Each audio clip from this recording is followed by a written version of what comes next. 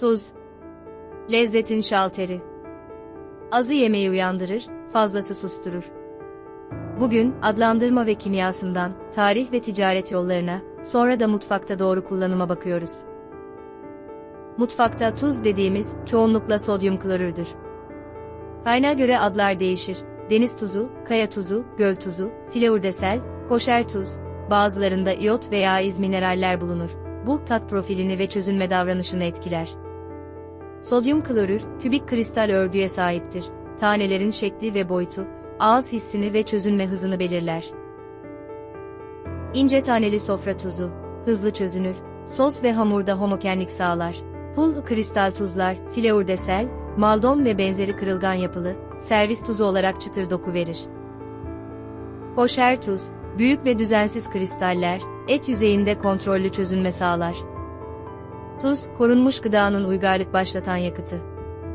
Balık, et, sebze, tuzla salamura edilip mevsimler arası taşındı. Antik Çin, Mezopotamya ve Roma'da tuz üretimi ve vergisi, devlet işi. Salari, salarium. Tuz parası, ifadesi boşuna değil. Tuz yolları ile dağlardan ve göllerden limanlara indi. Sahra kervanları tuzu güney-kuzey ekseninde taşıdı. Akdeniz kıyılarında tuzlalar kuruldu.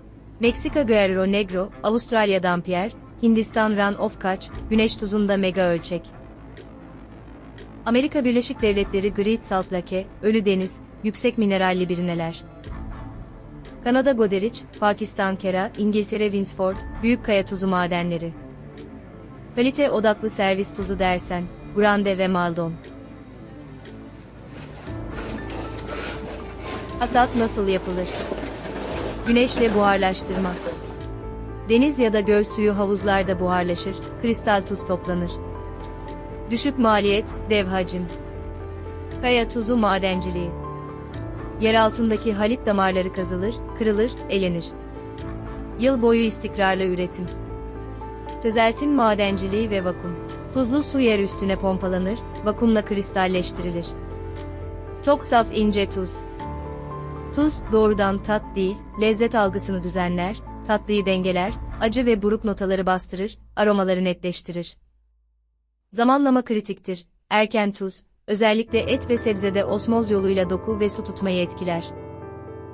Çözünme önemlidir. Büyük kristal geç çözünür, servislik çıtırtı verir, homojen tuzlama için ince taneli gerekir. Turşu ve salamura, salatalık, lahana, asma yaprağı, %3 ila 8 tuz aralığı, reçeteye göre değişir. Peynir, beyaz peynir tulum, tuz, hem lezzet verir hem koruma sağlar. Kebap, ızgara, eti pişmeden hemen önce veya 2 aşamalı tuzlama, su kaybını ve kabuk oluşumunu yönetir. Hamur işleri, az tuz, gluten gelişimini ve maya dengesini etkiler. Fleurdesel pul tuz, zeytinyağlılarda servis üstü, domates mozzarella gibi taze ürünlerde son dokunuş.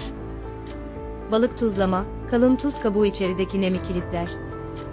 Shiokoi, miso soya sosu, fermente tuzlu ortam, umami ve enzimatik yumuşatma.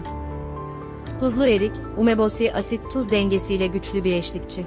Kürleme, gravlax, pastırma teknik akrabaları şeker-tuz baharat dengesi, su aktivitesini düşürür, aroma derinleşir. Tuz, dünyanın en eski baharatı ve en güçlü düzenleyicisi. Doğru tür, doğru tane, doğru an. Butka Baharat Okulu devam ediyor. Abone olun, bir sonraki derste damakta yeni kapılar açalım.